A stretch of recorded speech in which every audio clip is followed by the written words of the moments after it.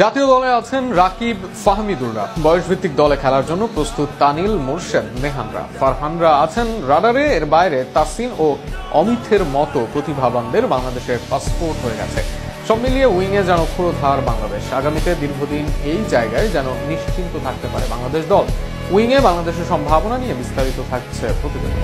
ফুটবলের সৌন্দর্য কি? বেশিরভাগের কাছে ফুটবলের সৌন্দর্য গতি, ড্রিবলিং, স্কিল, পায়ের ফুটওয়ার্ক। মেসি, রোনালদো, নেইমার থেকে ভিনি, ইয়ামালদের এই প্রতিভা ও সৌন্দর্য দেখেই সবাই হয়েছে মুগ্ধ। বিশ্ব ফুটবলে এত প্রতিভাবান উইঙ্গারদের দেখে দর্শকদের আতুরতা। শুধু বাইরের দেশেই কি থাকবে এমন উইঙ্গার?